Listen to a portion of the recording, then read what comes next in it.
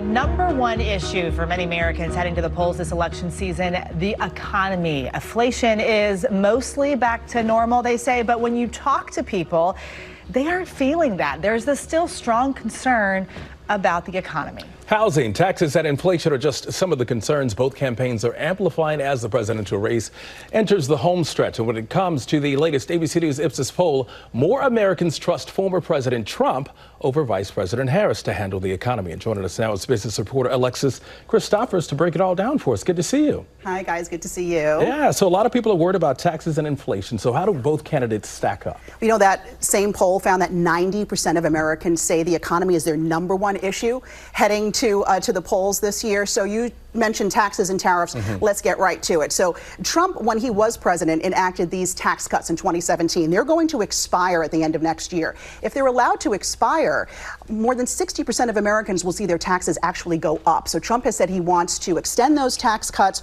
or make some of them even permanent. He also wants to eliminate the $10,000 cap on state and local tax deductions. He actually put that cap in place. Now he wants to roll it back. And he wants to cut corporate taxes to 15% from the current 21% rate. Now, as for Harris, she hasn't said if she's going to extend those Trump tax cuts, but like Biden, she says no tax hikes for people making $400,000 or less. She also wants to give the middle class more tax cuts. So in the way of an expanded child tax credit, for instance, you see they're up by triple, $6,000. And she wants the wealthier Americans and corporations to pay more in taxes. She wants to raise the corporate tax rate to 28%. How do you pay for all these tax cuts? We don't know for sure. They haven't been super clear, although Trump has said he wants to do it with tariffs. He's called it the most beautiful word in the dictionary. We don't know if he's really going to implement these tariffs he's talking about, but look at his last administration. When he did this, steel prices went up in the U.S. Also, a number of countries retaliated and didn't buy our agricultural products. That forced farmers into tough times, and we had to give them a lot of federal funding. So this time around, Trump is saying he wants 20% across the board tariffs, 60% or more on Chinese imports, and up to 2,000% on foreign cars crossing the Mexican border. What does that look like? A Toyota RAV4. You want to go out and buy a new one right now, about $30,000. If it's slapped with a 100% tariff and that's passed along to consumers, which, by the way, usually happens, you're looking at a $60,000 Toyota RAV.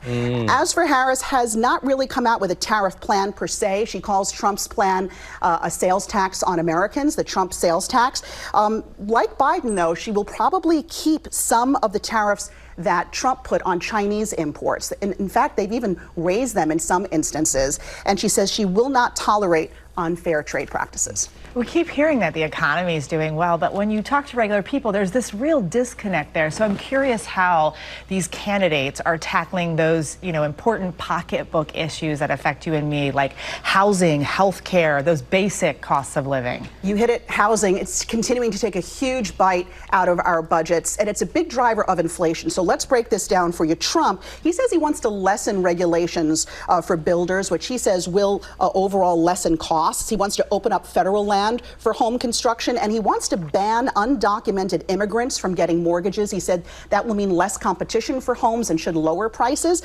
Harris, she wants to help first-time home buyers, up to $25,000 in down payment support, $10,000 tax credit for first-time home buyers. She wants to set aside 3 million new affordable housing units as well. And you mentioned health care.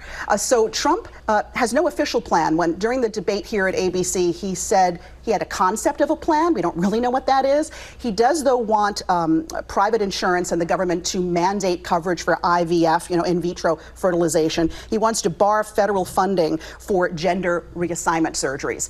As for Harris, she wants to continue what the Biden administration has been doing, that $35 cap on insulin, $2,000 cap on out-of-pocket spending for prescription drugs, and she wants to extend those enhanced subsidies that we have for the Affordable Care Act. We know that Trump tried to repeal and replace ACA, and he failed. No talk of doing that next time. So what are the chances that these proposals will be enacted, and what's the price tag?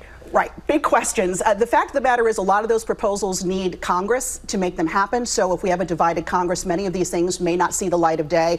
And you want to talk about scary here on Halloween? Both agendas are going to add trillions to our national debt. Economists say Harris's proposal would probably add about $4 trillion.